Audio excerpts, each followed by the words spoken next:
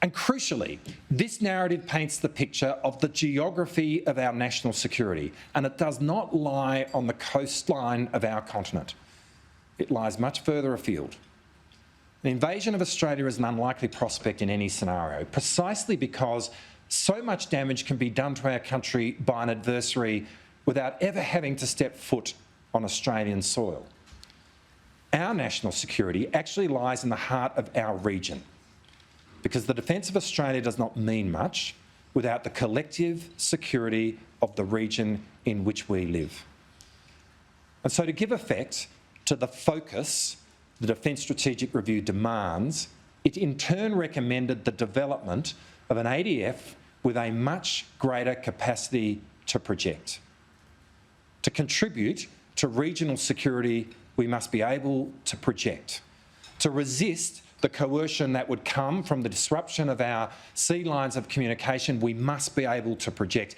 And to defend Australia's interests in the geography-less domain of cyber, we must be able to project. Impactful projection through the full spectrum of proportionate response is our task. And we must be able to do this in a way which denies any adversary the ability to operate against Australia's interests, a strategy of denial. And building a defence force capable of this is now the Albanese government's historic mission.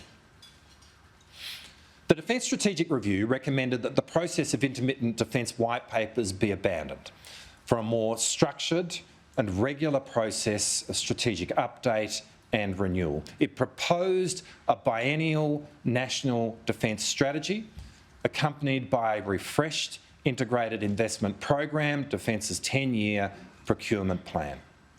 It asked for the first of these to be released in 2024, and today we are doing just that.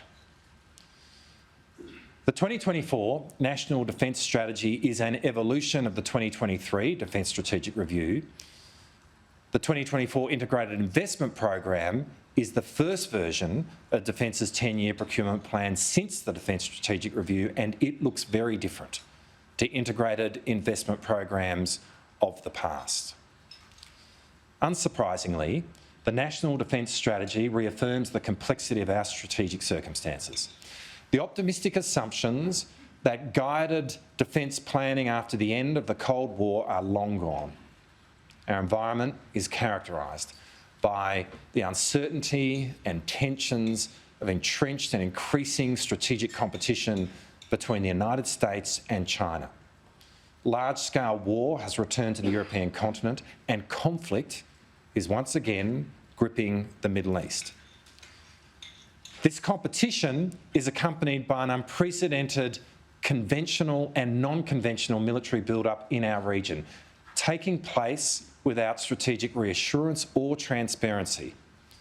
The effects of this military build-up are occurring closer to Australia than previously, including a competition for security partnerships in Australia's immediate region.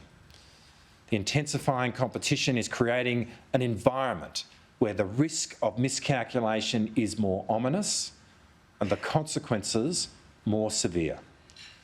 The National Defence Strategy states, and I quote, "China has employed coercive tactics in pursuit of its strategic objectives, including forceful handling of territorial disputes and unsafe intercepts of vessels and aircraft operating in international waters and airspace in accordance with international law."